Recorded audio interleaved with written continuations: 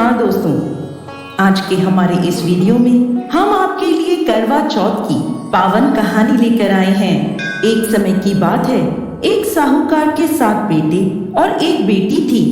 कार्तिक मास के कृष्ण पक्ष की चतुर्थी तिथि को साहूकार की सभी बहुओं, बेटी और पत्नी ने करवा चौथ का व्रत रखा। जब साहूकार के बेटे भोजन करने बैठे तो अपनी बहन से खाना खाने को कहने लगे। तब वह बोली, भाई अभी चांद नहीं निकला, मैं चांद की प्रतीक्षा करूंगी। चांद को अर्घ देकर ही भोजन कर सकती हूँ। साहूकार के बेटे अपनी बहन से बहुत प्रेम करते थे। वो बहन को भूख से व्याकुल नहीं देख पाए। उन्होंने नगर के पास की पहाड़ी पर एक दीपक जलाया और उसे चलनी के आगे रखकर बहन को कह दिया, बहन चांद निकल आया, अब तुम अपना व्रत खोल सकती हो। साहूकार की बेटी अपनी भाभियों से कहने लगी, भाभी चांद निकल आया, चलो अर्घ देकर भोजन कर लेते हैं। सभी भाभियां बोली, नहीं बाई जी, ये तो आपका चांद निकला है, हमारा चांद निकलने में अभी समय है। भूख से व्याकुल वो चांद को अर्घ देकर भोजन करने बैठ गई। जैसे ही पहला निवाला खाने लगी तो उसे छींक आ गई। दूसरा निवाला खाने लगी तो उसमें बाल आ गया और जैसे ही तीसरा निवाला तोड़ा तभी ससुराल से बुलावा आ गया। पति बीमार है, जैसी भी हालत में है, तुरंत ससुराल पहुँचे। उसकी माँ उसे विदा करने के लिए बक्से में से कपड़े निकालने लगी। बार बार बक्से में से काले और सफेद कपड़े निकलने लगे।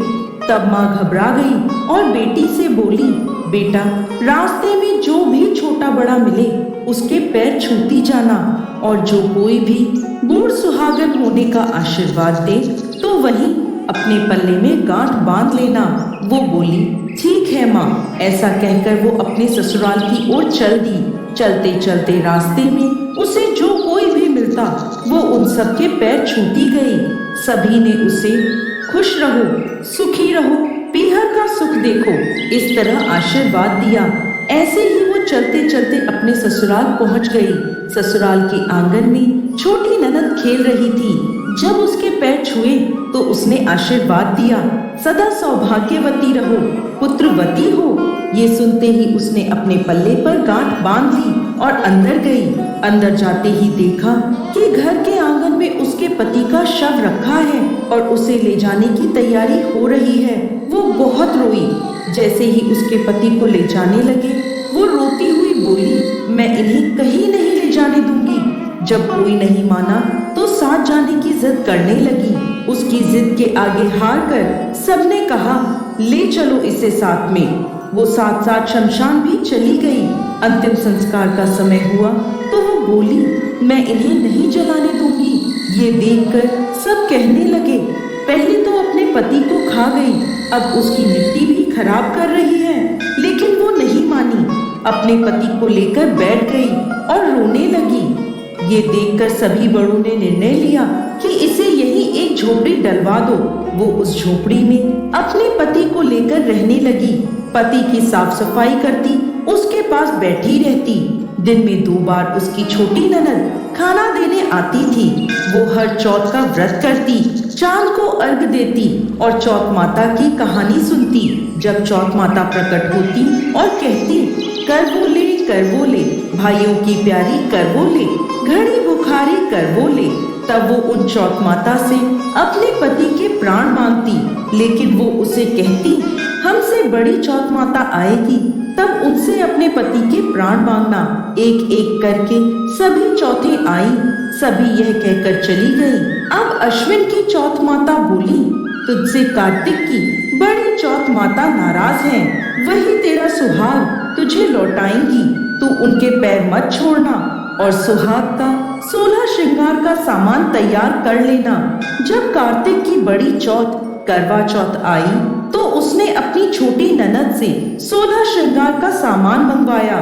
जब सास को यह पता चला तो वो बोली, पागल हो गई है ये, जो मांगती है दे आओ। साहूकार की बेटी ने करवा चौथ का व्रत रखा, चांद को अर्घ दिया और जोत जलाई। जब चौथ माता प्रकट हुई तो बोली, कर वो ले, भाइयों की प्यारी कर वो ले, दिन में चांद उगाने वाली कर वो ले, घड़ी बुखारी कर बोले।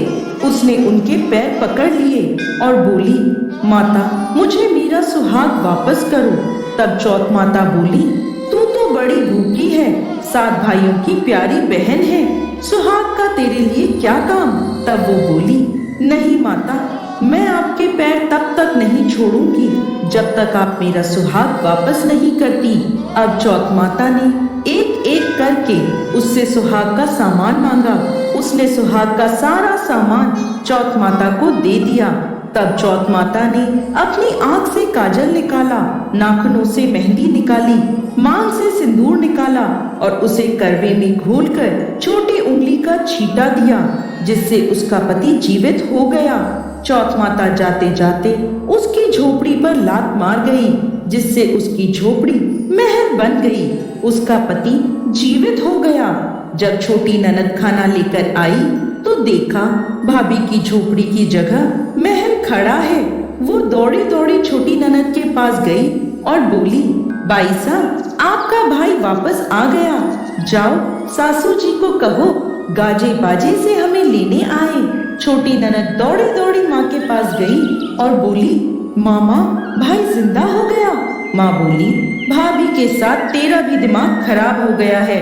वो बोली, नहीं माँ, मैंने देखा है, सच में भाई जिंदा हो गया है। सभी घर वाले गाजे बाजे के साथ अपने बेटे को लेने पहुँचे। बेटे को जिंदा देखकर सास बहू के पैर छूने लगी और बहू सास के पैर छूने लगी। बहू बोली, माताजी देखो आपका बेटा वापस आ गया। सास बोली, मैंने तो इस बेटे को साल भर पहले ही भेज दिया था, ये तो तेरे भाग्य से वापस आया है। हे चौथ माता, जैसा दुख पहले साहूकार की बेटी को दिया वैसा किसी को भी मत देना, और जैसे बाद में उसको सुहाग का वरदान दिया वैसे ही इस कहानी को कहते, सुनते और हुंकार भरते सब पर कृपा करना। जय चौथ माता।